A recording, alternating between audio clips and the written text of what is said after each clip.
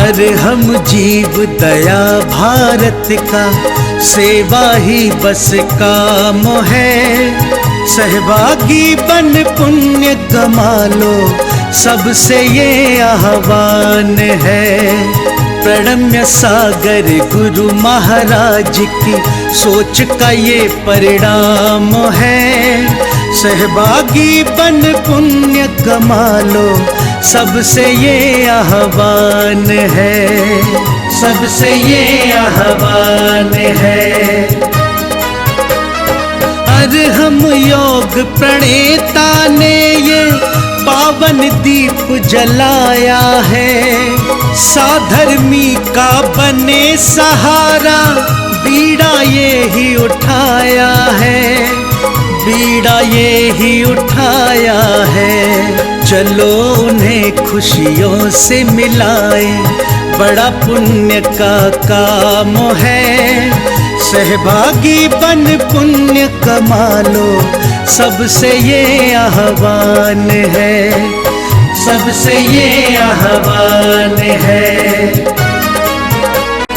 जीवों के भोजन का प्रबंधन, असमर्थ बच्चों को शिक्षा, रोजगार की करें व्यवस्था। मांगे ना कोई भिक्षा, मांगे ना कोई भिक्षा। अरे हम जीव दया भारत बस करती ये ही काम है। सहभागी बन पुण्य कमा लो, सबसे ये आह्वान है, सबसे ये आह्वान है। गाय धरा पे रहे सुरक्षित, गौशाला है बनवाई। जीव जंतु की भोज व्यवस्था सुंदर रूप से करवाई, सुंदर रूप से करवाई। साधर्मी भूखा ना सोए, रखना सबका ध्यान है। सहभागी बन पुण्य कमा लो, सबसे ये आह्वान है, सबसे ये आह्वान है। साधर्मी रोगी के इलाज को हम मिलके हैं करवाते। जाने कितने असहायों को राशन घर में पहुंचाते, राशन घर में पहुंचाते। लक्ष्य हमारा उन चेहरों पे लानी बस मुस्कान है। सहभागी बन पुण्य कमा लो, सबसे ये आह्वान है, सबसे ये आह्वान है। दान धर्म ही साथ जाएगा, बाकी सब तो धोखा है। पुण्य के भागी बन जाओ, ये बड़ा ही पावन मौका है, बड़ा ही पावन मौका है। जुड़ के जीवन सार्थक कर लो, पावन ये अभियान है। सहभागी बन पुण्य कमा लो, सबसे ये आह्वान है, सबसे ये आह्वान है।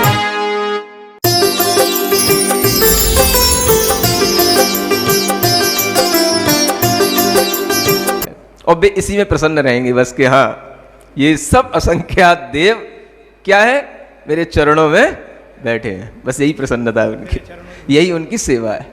तो इस सेवा से, इस तरह के है ना भोग उपभोग की सामग्री से इतना दीर्घ काल उनका बीतता है। तब कहा जा रहा है, कहाँ इंद्र अहम इंद्र पद जन्म धरे फिर आए, जैन धर्म नप की ध्वजा लोक शिखर फहराए। है ना, ये सब इंद्रों के पद, अहमिंद्रों के पद, ये सब जैन धर्म के प्रभाव से ही मिलेंगे आपको।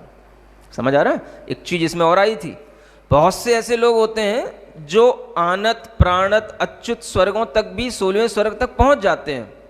समझ आ रहा है? अन्य मत में भी तपस्या करने वाले लोग होते हैं, वो भी तापसी लोग होते हैं, तपस्या करते हैं, वो भी 16 स्वर्ग तक पहुंच सकते हैं, लेकिन वे कभी इंद्र नहीं बन सकते हैं।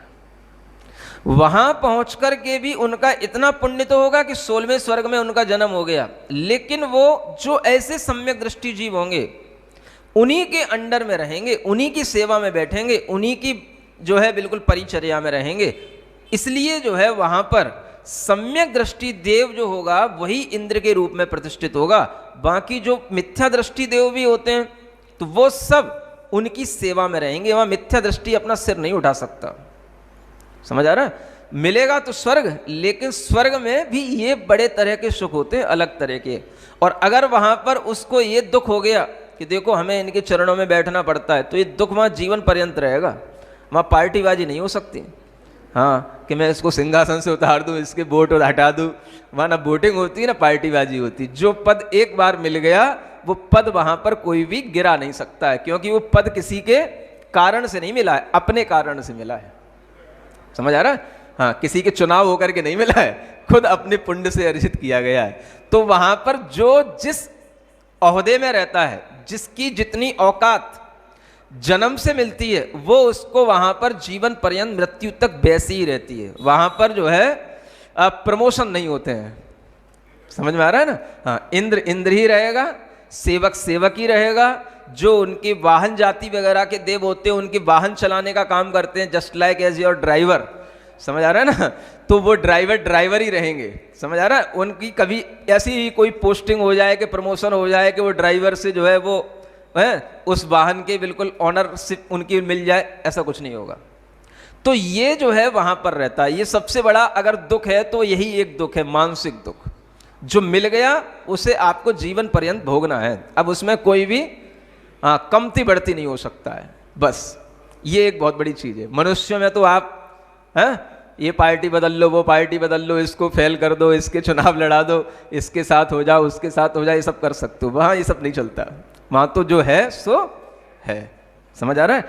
इस तरह से ये जैन धर्म की महिमा है। अब आप मानो या ना मानो, नहीं मानोगे तो भी आप मिथ्या दृष्टि रहोगे, अपना धर्म के अनुसार अपना कोई भी तप करोगे, स्वर्ग मिल जाएगा। लेकिन जिस तरह से आपको यहां पर शोहरत नहीं मिलेगी, वैसे ही आपको वहां पर भी नहीं मिलेगी। आपको जब भी कभी स्वर्गों के सुख मिलेंगे और उन सुखों के साथ में आपको मानसिक सुख मिलेंगे, तो वो तभी मिलेंगे जब आप यहां सम्यक दर्शन के साथ में मरण करके उन स्वर्गों में उत्पन्न होगे। तो इसलिए जैन धर्म की महिमा कही जाती है कि वो इंद्र, अहमिंद्र कोई भी जीव बन सकता है, लेकिन उसे जैनत्व यानी जैनेन्द्र भगवान के धर्म के अनुसार अपनी त्याग, तपस्या और आत्मा की भावना बनानी होगी। उसके बिना जो जीव वहां पर उत्पन्न होते हैं वे वहां पर भी जाकर के दुखी रहते हैं, है ना? अब आप कहो ये आपके एक तरफा प्रभाव क्यों है? तो है सो है। समझ आ रहा है? हाँ, दुनिया में बहुत सी चीजें ऐसी हैं जो है सो है। अब क्या कर सकते हो? सूरज पूर्व दिशा से निकलता है सो निकलता है। सूरज ही एक क्यों निकलता है? सूरज में इतना तेज क्यों होता है? चंद्रमा में क्यों नहीं होता? जो है सो है। समझ आ रहा है? हाँ, यहीं पर भरत क्षेत्र में 6 ऋतुएं क्यों चलती हैं? और जो है स्वर्गों में 6 ऋतुओं का वातावरण क्यों नहीं होता है? बरसात क्यों नहीं होती वहां पर? जो है सो है। क्या कर सकते हैं? क्या समझ में आ रहा है? जो है सो है। हम मनुष्य बने, समझ आ रहा है? मनुष्यों में भी ये पुरुष बन गया, ये स्त्री बन गया, ये स्त्री पुरुष क्यों नहीं बनी, पुरुष स्त्री क्यों नहीं बना? जो है सो है। क्या कर सकते हो? समझ में आ रहा है? हमको ये जिनवाणी क्यों सुनने को मिल रही, दूसरों को सुनने को क्यों नहीं मिल रही? जो है सो है। जिसको मिल रही सो मिल रही, नहीं मिल रही सो नहीं मिल रही। हमारी समझ में तो सब आ रहा है, उसकी समझ में क्यों नहीं आ रहा है? हम तो धर्म खूब कर रहे हैं, वो धर्म क्यों नहीं करता? जो है सो है, जिस हमेशा से चला है। क्या समझ आ रहा है? बस ज्यादा कुछ सोचने की जरूरत ही नहीं है।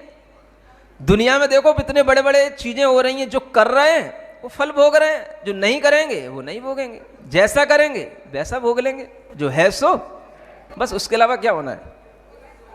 समझ आ रहा है? बस इसीलिए बस वो ध्यान रखा करो, जो है सो है, जो हो सो हो, हमको क्या, हमको क्या, हमको क्या।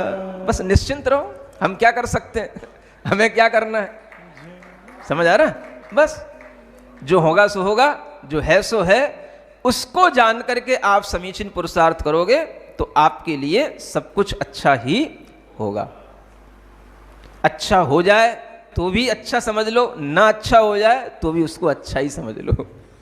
समझ आ रहा है? हमारे साथ ऐसा ही होना था, सो हो गया, जो है सो और जो होगा सो होगा। बस इतना सा अगर आपके जहन में बैठ जाए तो कहीं कोई डर है ही नहीं, कोई चिंता है ही नहीं।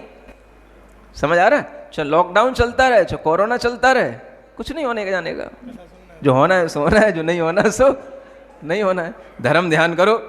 इस तरह से ये चतुर्थ अधिकार भी पूर्ण होता है।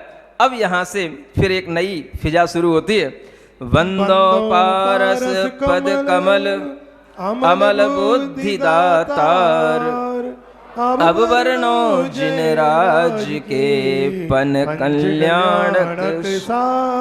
अब पंच कल्याणकों का वर्णन प्रारंभ होगा। सबसे पहले कौन सा कल्याणक होता है? गर्भ कल्याणक। समझ आ रहा है? कल्याणक का मतलब क्या होता है? इंद्रों के द्वारा उस अवसर पर की जाने वाली विशेष पूजा या सेवा। समझ आ रहा है? तो जो इंद्रों के, देवों के माध्यम से गर्भ से ही जो उनकी पूजा उस जीव की शुरू हो जाती है, गर्भ में आने से पहले ही उस स्थान की पूजा शुरू हो जाती है, उन माता पिता की पूजा शुरू होती है जिनके गर्भ में यह जीव आना है, जिनके निमित्त से आना है। इसको बोलते गर्भ कल्याणक की पूजा, है ना? ये गर्भ कल्याणक की महिमा अब यहाँ बताई जानी है।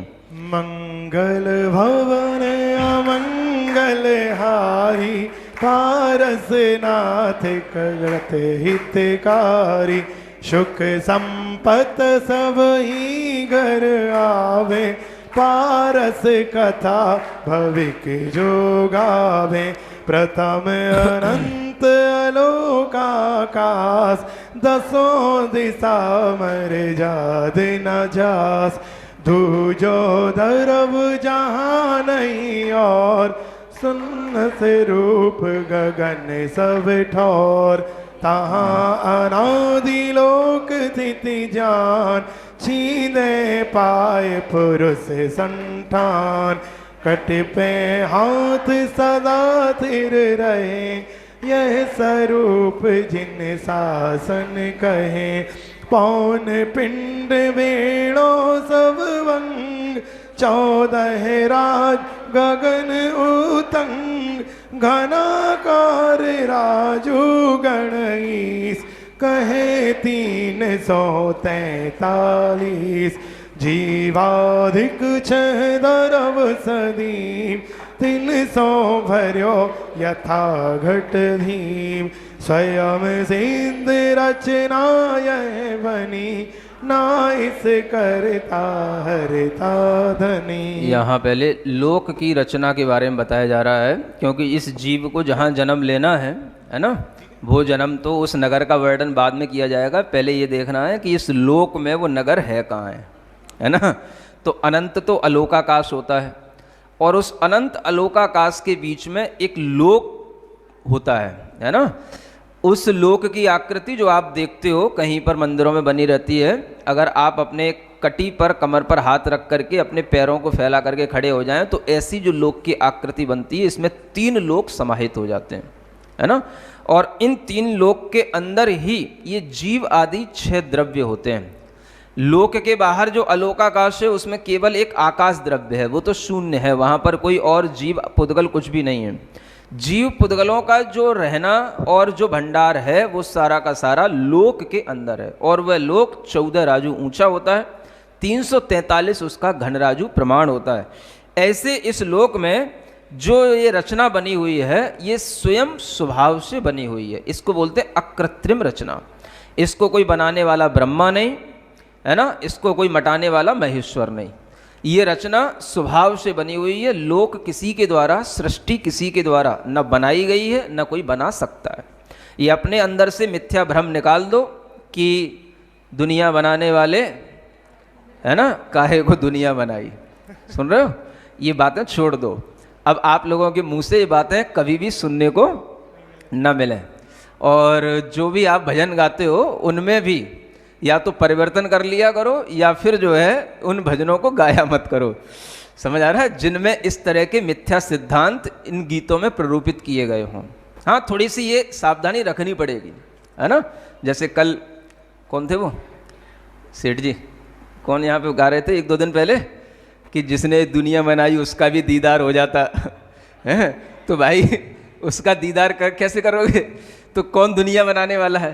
तो अपने मन में अब ये थोड़े से विचार परिवर्तित करो, इसी को बोलते हैं मिथ्यात्व को छोड़ना।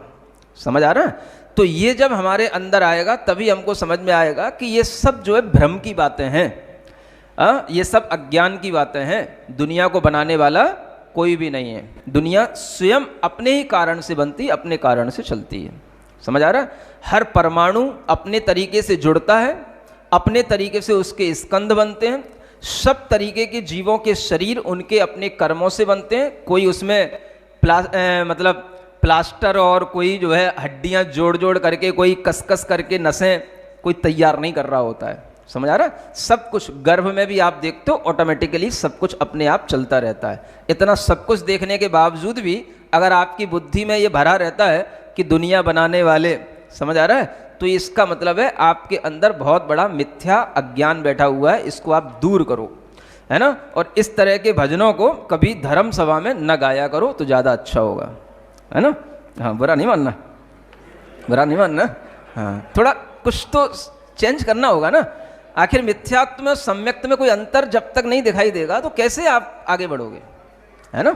ऐसा दरव दृष्टि सो ध्रुव्य स्वरूप पर जैसो उत्तम रूप, जैसे समुद्र सदा थिर लसय लहर न्याय उपजय अरुतश, लोक नाड़ितिश मध्य महान 14 राजू व्योम उचान, राजू मित चौणी चौपास यह त्रश खेत जिनागम भास, या के बाहर जंगम जीव समुद्र घात बिन नाहि सदीव, तामे तीनों लोक विशाल ऊरव मध्य 16 स्वर्ग पटल 52 नवग्रह विक नव जान रवन, अनुदिश और अनुत्तर ये एक एक ही पटल गिने, ये सब 63 पटल बखान सिद्ध खेत सो हैं सिर थान, ऊरध लोक बसें ये भाय उत्तम सुरथानक सुखदाय, अधोलोक में बहुविध में 7 नरक अधुर, मध्य लोक पुनिस्तीजो तहाँ असंख्यात दीपो दधि जहाँ, तिन में सीमावंत सुहान जम्बो दीप जगत विख्यात, लक्षण महाजोजन विस्तार सूरज मंडल की उनहार, वज्रकोट जिस कोट अभंग परमित जोजन 8 उतंग, चारों दिस दरवाजे 4 तिनके नाम लिखो अवधार, विजय नाम पूरब में जान वैजयंत दक्षिण दिस जान, पश्चिम भाग जयंत द्वार उत्तर में। ये 3 लोक का सामान्य से वर्णन किया। ऊर्ध्व लोक में 16 तो स्वर्ग हैं, उसके ऊपर 9 ग्रहवेक 9 अनुदेश अनुत्तर विमान और अंत में सिद्ध लोक है।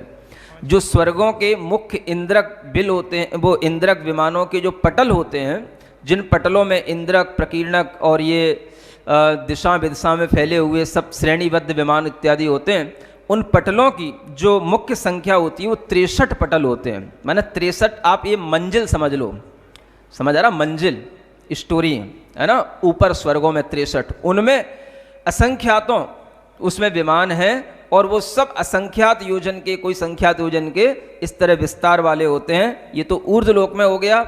अधोलोक में असुर कुमार आदि देव रहते हैं, और नीचे 7 नरक होते हैं जिनमें 84 लाख बिल बने हुए होते हैं, जिनमें असंख्यात नारकी होते हैं।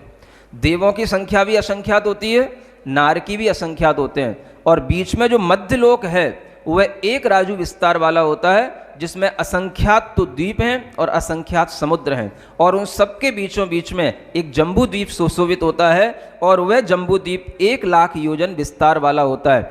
उस जम्बू द्वीप के चारों ओर है ना, 4 दरवाजे बने हुए हैं जो वज्र के कोट जिसके ऊपर हैं, और उन चारों दरवाजों के नाम बताए गए हैं। पूर्व में विजय, दक्षिण में वैजयंत, पश्चिम में जयंत और उत्तर में अपराजित। ऐसे ये जम्बू द्वीप की रचना के बाद में आगे लवण समुद्र के बारे में बताया जा रहा है। लवण समुद्र खाति का रूप, चहुं दिस बेड़ो सजल स्वरूप, तहाँ सुदर्शन मीरु महान, मध्य भाग शोभासमान, अति उतंग लख योजन सोय, ऋजु विमान जहाँ ऊपर होय, सब सैलन में ऊंचो यह, ग्रीव उठाए के दो इम कहे, करे कौन गिरि मेरी रीस, जिन पति न्योन होए मुझ शीस, चारों दिश चारों गज दंत, नील निषद सो लगे महंत, 6 कुल पर्वत बड़े बियार, पूरब पश्चिम दीर्घ सार, 8 महागिर दिग्गज नाम, मेरु निकट 8 दिन ठाम, कनक वरन 16 बच्छार, महाविदेह विषय 26, कंचन गिरिदीशें परवान, सीता सीतोदा तटथान, कुरुभूमाहि जनक गिरिचार, नील निषद के निकट निहार, 4 नाभि गिरि मिथ्या नाई, मध्यम जगन भोग भूमाई, विजयारथ पर्वत 34, इतने ही वृषभाचल दीस, ते मिलेच्छ मध्य चक्री जहाँ, यो गिरिदेव सुविषय वर्णय, 11 अधिक 100 भय, भद्रसाल बन 2 यशुवास, पूरब अपर मेरु के पास, 2 तरु जम्बू से भलसने, उत्तम भोग भूमि में वने, 6 द्रह बड़े कुलाचल शीस, पदम महा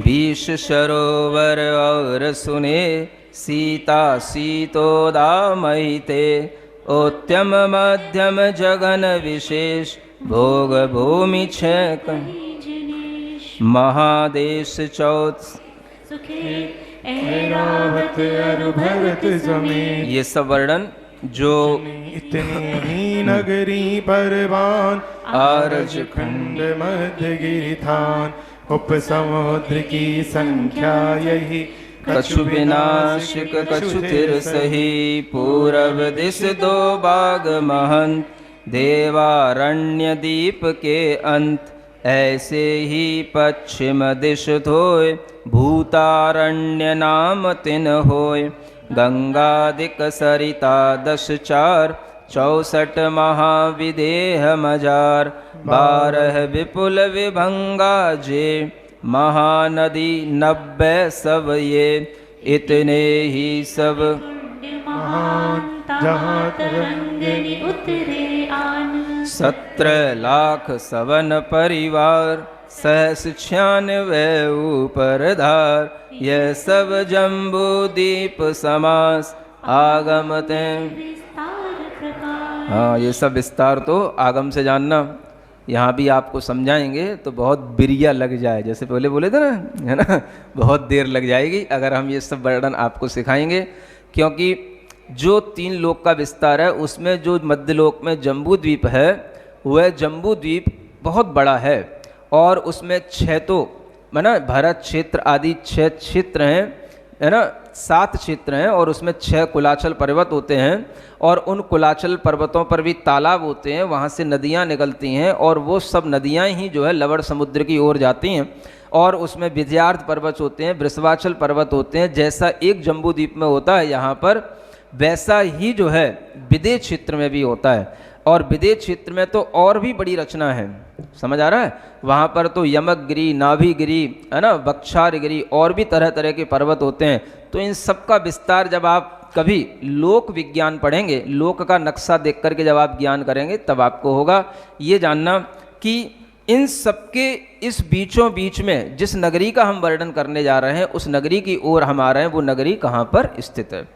यही कथन आगम विषय वर्ण्यो गणधर ईश 3 लाख पद में सही ऊपर सहस 25 यो रचना यो अनेक रचना आधार दीप राज राजय अधिकार तहाँ मेरु के दक्षिण भाग के दो भूमि ते सुभग सुहाग भरत खंड 6 खंड समेत धनुषाकार विराजत खेत तामें सब सुख धर्म निवास काशी देश कुशल जनवास नाव खेटपुर पट्टन जहाँ वन वन भरे बसें बहुतहाँ से नागर जैनी लोय दया धर्म पाले सबको। कौन सी नगरी में पहुंच गए? काशी नगरी। जानते हो काशी हैं? हाँ, उसी को बनारस बोलते हैं। वहाँ पर ही पार्श्वनाथ के रूप में यह जीव का जन्म होना है। तो अब उस नगरी का वर्णन कर रहे हैं। जिन मंदिर ऊंचे जिन माय नर नारी नित पूजन जाए पद पद पुल उदय समान न कहीं देखिए नीरगादि नदी तिन बहे जलचर जीव जहाँ नित रहे मुनिजन भूषित जिनके तीर काउ सग धरे झाड़े धीर ऊंचे पर्वत झरना झरे मार्ग जात पथिक मन हरे जिनमें सदा राथा नीचल देह धरे मुनि ध्यान जहाँ बड़े निज नैन दिन में बहुविध वृक्ष विशाल केरा करपट कटहल के बहुत सारे वृक्षों के नाम आ रहे हैं, है ना? तरह तरह के वृक्ष वहाँ काशी नगरी है, बहुत बड़ी नगरी है। आज जो दिख रही है वैसे ही भगवान के समय पर हो ऐसा नहीं है। उस समय तो और ज़्यादा जंगल होते हैं, है ना? नदियों के किनारे हमेशा वहाँ पर, नदियाँ तो अभी भी हैं, है ना? हमेशा वहाँ पर मुनि महाराज ही खड़े दिखाई करते थे, है ना? अब तो वहाँ भले ही कुछ भी दिखाई दे। तो इस तरह की उस बनारस नगरी में जहाँ पर भगवान का जन्म होना है उसका ये बहुत अच्छा वर्णन है।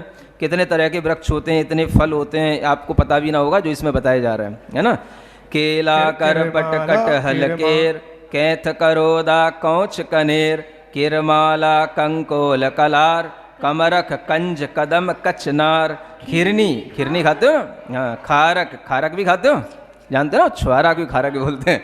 पिंड खजूर खैर खिरहटी खेजड़ भूर अर्जुन अमली आम अनार अगर अंजीर अशोक अपार अरनी ओंगा अरलू भने ऊवर अड़ अरीठा घने पाकर पीपल मूंग प्रियंग पीलू पाटल पाड़ पतंग गौधी बड़ो मूलल जान गांड गुंजा गोरख पान पंचाड़ील चिरौंजी भली चंदन चोल चंबेली भली चंड जमेरी जामन को नीम नारियल ही सिंगोट स्योना सौसम सैभल साल सालर सिरस सदा फल जाल बासिक बोल बकायन वे बेत बहेड़ा बढ़हल पेर महुआ मौल सिरी मचकुंद मरुआ कारणा कुंद दूध तमोतल तीन दोतार तगर तिलंक 43 तमाल एह विधि रहे सरोवर छाए सब ही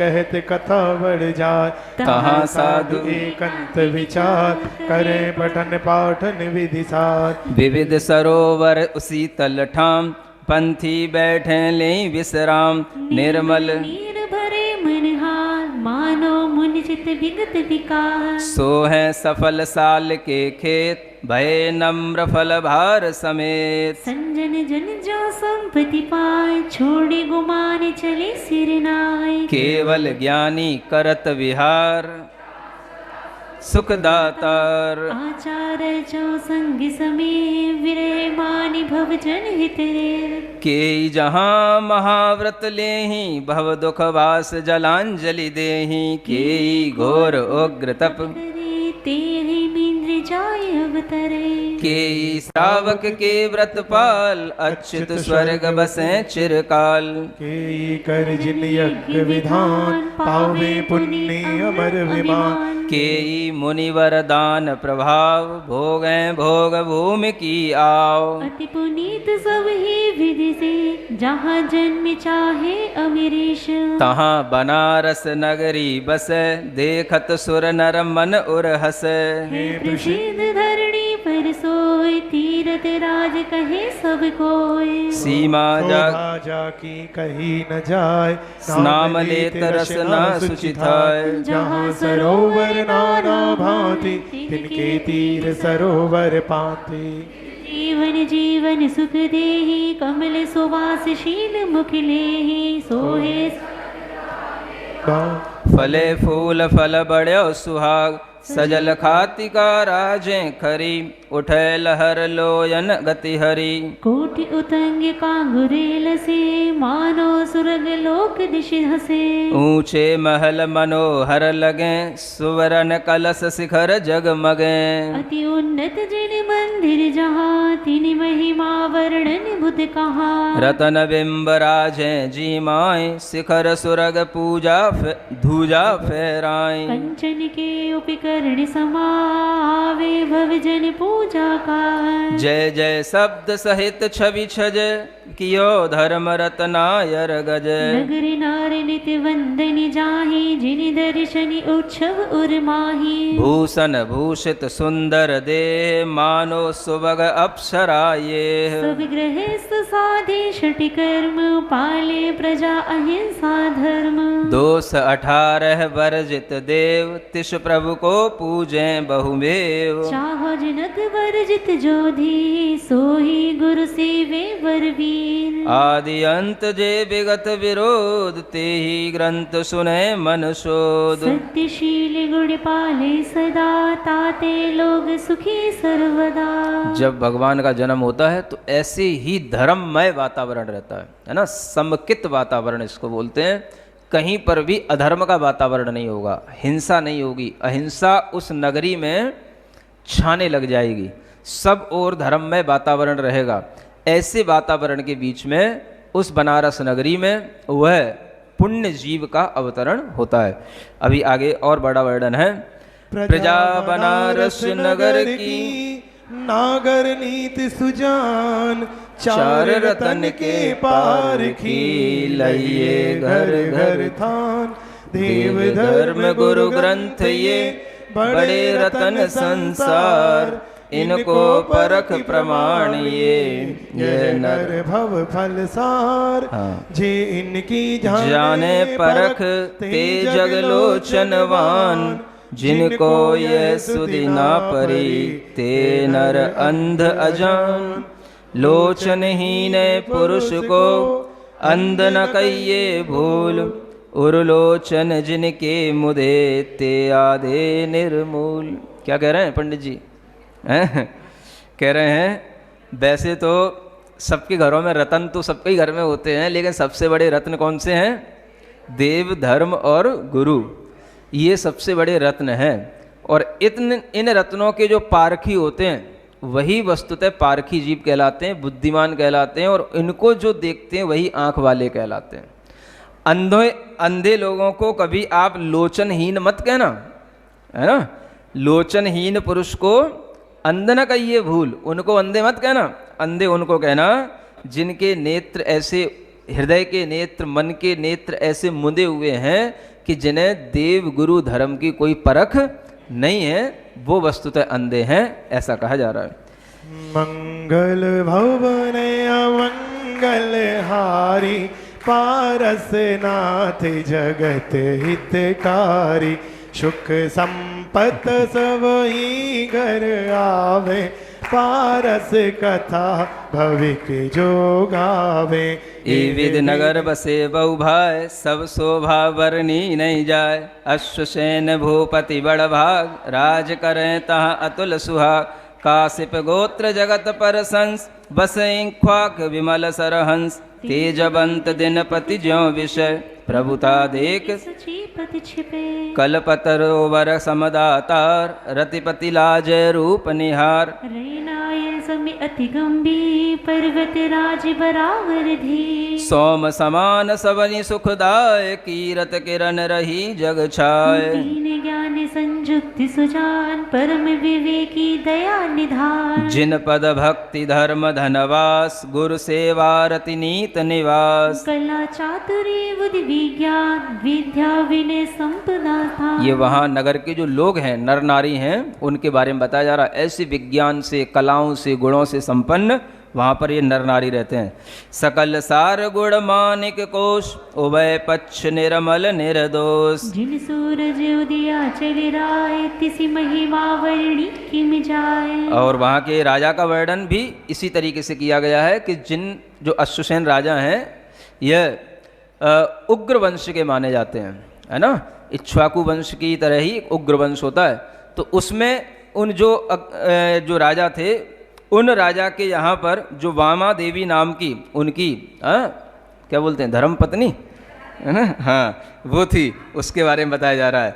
वामा देवी नाम पवित्र तिनके घर रानी शुभचित। निरुपम लावण सब गुण भरी बेला अवतरी। नख सिक सहज सुहागिनी नार तीन लोक तिय तिलक सिंगार। सकल सुलक्षण पंडित दे भाषा मधुर भादरी। रमारती जिस आगे दीन रोहिणी रूप लगे छवि छीन। इंद्रवधु इन दिसे सोय रविदुति आगे दीपक लोए। जन मन हरय बढ़ावन एव कार्तिक चंद्र चंद्रिका जेम। सकल सार गुण मण की खान शील संपदा की निधि जाने। सज्जनता की अवधि अनूप कला सुविधि की सीमा रूप। नाम लेत अगत जय समी महापुरुष मुक्ता फलसी। त्रिभुवन नाथ रतन की मही बुद्धि बल महिमा जाय न कही। दंपति संपत्ति जोग करे पुनीत पुण्य फल भोग। ये दंपति जिनके यहाँ पर उस बालक का जन्म होना है ना, राजा अश्वसेन और माता वामा देवी, उन दोनों के गुणों का रूप सौंदर्य का अच्छा वर्णन किया गया। क्योंकि तीर्थंकर की माता पिता भी है ना, हाँ ऐसे वैसे थोड़े ना होंगे, तो तभी तो सुंदर पुत्र का जन्म होगा, है ना, सब तरीके से गुण संपन्न पुत्र का जन्म होगा।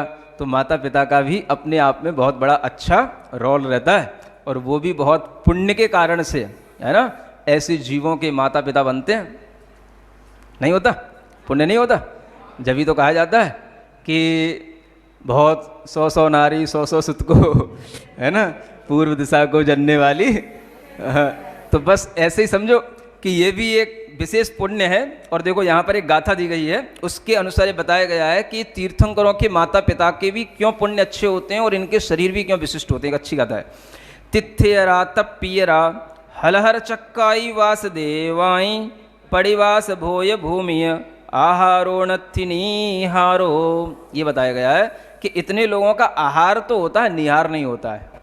समझ आ रहा है। तीर्थंकर हैं, उनके तप्पियरा माने उनके माता पिताओं के साथ भी ऐसे ही होता है ना। और जो हल्दर होते हैं, चक्रवर्ती होते हैं, वसुदेव होते हैं और प्रति वासुदेव होते हैं, माने नारायण प्रति नारायण और भोग भूमि के जीव, इतने जीवों के लिए आहार तो होता है लेकिन इनका कभी निहार नहीं होता है। ये इनके शरीर के सुख इनको स्वभाव से जन्म से ही मिला करते हैं। जिनवर जिन माता जिन तात वासुदेव बलदेव विख्यात चक्री राय जुगलिया जोय इन सब के मल मूत्र न होय। पूरब गाथा को अर्थ लिख्यो चौपाई लाए सट पाहुड़ी टीका विषय देख ले भाई, है ना। थोड़ी अपनी प्रमाणिकता दे करके वर्णन करते हैं ताकि आप ये ना समझो कि कवि हैं तो मनचाही कुछ भी बातें कह रहे हैं। समझ आ रहा है ना। कवियों के साथ यही एक बुराई होती है, कवि जब वर्णन करने बैठ जाता है तो वो जो है अपने सिद्धांत से हट जाता है। ऐसे बहुत से उपन्यास हैं, बहुत से ऐसे मतलब तीर्थंकरों के विषय में भी लिखे गए ऐसे बहुत से चरित्र हैं। जैसे मान लो एक बहुत अच्छा उपन्यास है अनुत्तर योगी, जिन्हें उपन्यास पढ़ने का शौक है, वो भगवान महावीर स्वामी के विषय में एक बहुत अच्छा उपन्यास लिखा है। एक वीरेंद्र जैन करके कवि हुआ, तो उसने लिखा अनुत्तर योगी। लेकिन वो थोड़ा इतना ज़्यादा मतलब उसमें विस्तार और वर्णन और कवि होने के कारण से वो चीज़ें कुछ सिद्धांत से भी भटक जाती हैं, है ना। तो वो चीज़ें उसमें बहुत कुछ अन्य मान्यता की भी आ जाती है, लेकिन वर्णन बहुत अच्छा है। उपन्यास पढ़ने में आपको आनंद आएगा। समझ आ रहा है। अगर आपको उपन्यास पढ़ने का शौक हो तो आप ये उपन्यास, बहुत अच्छे अच्छे उपन्यास भी लिखे गए हैं। एक और नीलांजना है ना, और एक मुक्ति दूत करके उपन्यास है वीरेंद्र कुमार का, वो भी ये उपन्यास है। एक शांतला पट्ट देवी महाशांतला, उसके 4 भाग हैं। ये दक्षिण भारत में एक स्त्री हुई है, समझ आ रहा है, जो बहुत धार्मिक और बहुत बड़े बड़े धर्म कार्य करने वाली पट्टरानी हुई, उसके बारे में कभी आपको उपन्यास पढ़ना हो, ज्ञानपीठ से छपे हुए 4 भाग हैं, कभी आप पढ़ना। तो जिनको उपन्यास का शौक है, इतिहास पढ़ने का शौक है, वे देखें, बहुत सारा साहित्य है।